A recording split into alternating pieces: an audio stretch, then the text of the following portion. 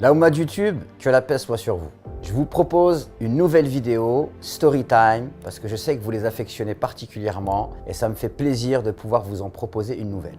Mais en même temps, je ne vous cache pas que celle-ci m'a fallu du temps pour pouvoir la préparer et pour pouvoir l'assumer. Dans cette vidéo, je vais vous parler d'un aspect extrêmement délicat de ma vie, puisque j'ai divorcé 3 fois. Et pendant très longtemps, ça m'a fait énormément souffrir, ça a été des moments douloureux. Mais avec le recul, je me suis aperçu que ça m'a permis de mûrir, de grandir et que ça m'a énormément enrichi. Et dans cette vidéo, je propose donc de vous partager quelques enseignements que j'ai pu tirer de ces 3 divorces. Donc je vous invite à rester avec moi.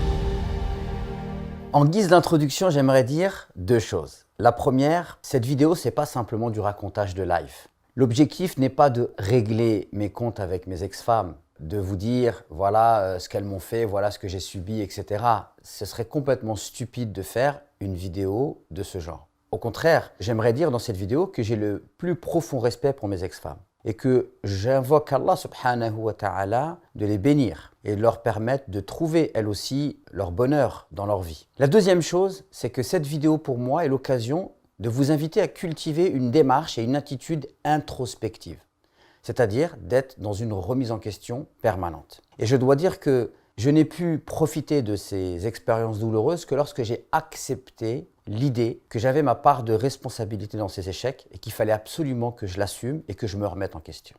Le premier enseignement que j'aimerais partager avec vous, c'est le suivant. Ne jugez pas. D'ailleurs, j'aime beaucoup cet adage qui dit « Celui qui sait ne juge pas, celui qui juge ne sait pas ». Puisqu'effectivement, quand on entend qu'une personne a divorcé 3 fois, on peut tout de suite devenir très suspicieux. Et moi-même, avant de divorcer 3 fois, si on m'avait dit « Tiens, cette personne-là a divorcé 3 fois », il y a de grandes chances que j'aurais eu un regard extrêmement négatif sur cette personne. D'ailleurs, je me rappelle qu'une fois, je m'étais intéressé à la vie de Johnny Hallyday et j'ai vu qu'il avait eu comme ça plusieurs épouses. Je me rappelle même m'être moqué un petit peu de lui. Et aujourd'hui, je me rends compte que finalement, cette moquerie, on pourrait très bien me la faire à moi. Donc, c'est très important de ne pas juger les gens, puisqu'en réalité, il y a 1001 raisons qui peuvent pousser une personne à se retrouver dans des situations délicates, des situations qui en apparence peuvent apparaître comme étant en sa défaveur, mais en réalité, tant qu'on ne connaît pas les tenants et les aboutissants, eh bien, il est difficile d'avoir un jugement objectif.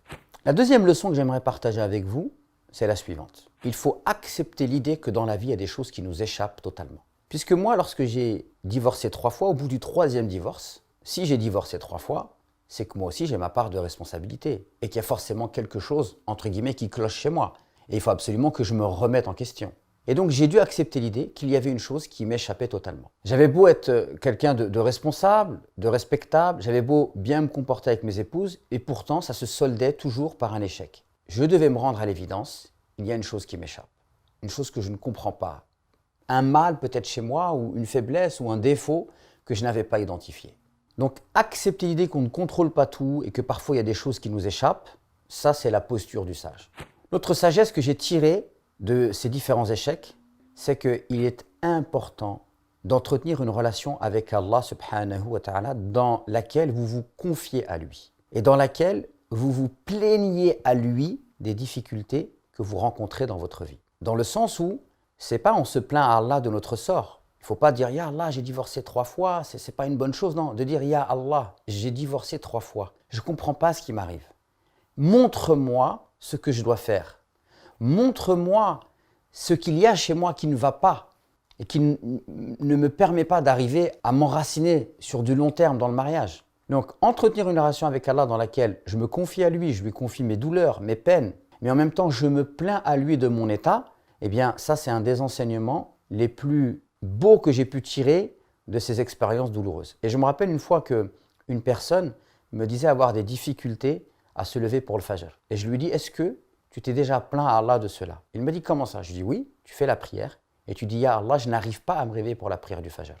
Aide-moi, car si tu ne m'aides pas, alors je ne pourrai pas arriver à me réveiller pour la prière du fajr. Et il m'a dit que lorsqu'il a commencé à faire cette dua, qu'il a compris le concept de se plaindre à Allah de sa personne et non pas des gens ou de son sort, eh bien il m'a dit que ça a été vraiment une chose extrêmement libératrice pour lui.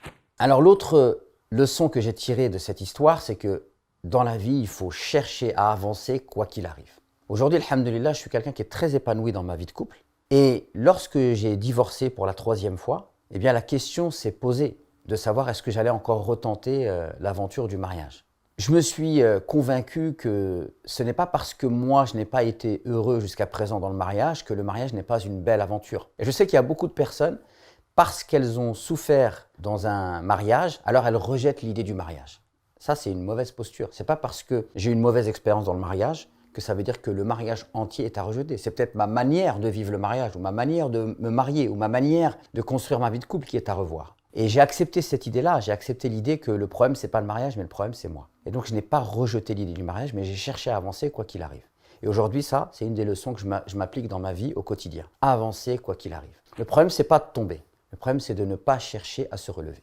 Une autre leçon aussi que j'ai tirée de ces 3 divorces, c'est que dans la vie, vous avez des enseignants, vous avez des professeurs qui viennent à vous gratuitement. Et parmi les plus grands professeurs que vous pouvez trouver dans votre vie, le premier s'appelle vos échecs et le deuxième s'appelle vos erreurs. Si vous arrivez à faire de vos échecs et de vos erreurs des professeurs, alors je peux vous garantir que vous ne trouverez pas de professeur plus percutant pour vous et plus riche pour vous que vos erreurs et vos échecs. Et ce que j'ai tiré aussi comme enseignement de cette histoire, c'est que dans la vie, il ne faut craindre qu'Allah. Certaines personnes pourraient se dire qu'il faut être fou ou courageux pour se mettre devant des gens et de dire publiquement qu'on a divorcé 3 fois. De toute façon, c'est quelque chose que je ne peux pas cacher. Deuxièmement, Allah Azza wa Jal, lui, est parfaitement au courant de ce qui s'est passé. Et donc, lorsque l'on craint Allah subhanahu wa ta'ala, alors on ne craint pas le regard d'autrui. Et moi, je n'ai absolument rien à cacher. Ça fait partie de ma vie, ça fait partie de mon histoire. C'est ce qui fait qu'aujourd'hui, eh bien, je suis un homme comblé dans ma vie sentimentale et dans ma vie de couple. Parce que justement, j'ai pris conscience de ce que je devais changer chez moi pour pouvoir vivre une vie de couple épanouissante. Et c'est peut-être pour ça aussi que j'ai une forme de singularité dans ma manière de présenter ma vie de couple dans les réseaux sociaux par rapport peut-être aux autres imams. Je suis peut-être beaucoup plus décomplexé parce que j'ai pris conscience d'un certain nombre de choses à travers ces expériences douloureuses. J'espère que cette vidéo vous permettra de changer le regard que vous avez sur votre passé, sur vos échecs, sur vos douleurs, sur vos souffrances. Et je vous invite à être fiers vous aussi de ce que vous avez vécu et à conscientiser tout ce que vous avez pu apprendre par le passé. Si cette vidéo vous a plu, je vous invite à la liker, à vous abonner à la chaîne et à activer la petite cloche. Et je vous dis à très bientôt pour de nouvelles vidéos.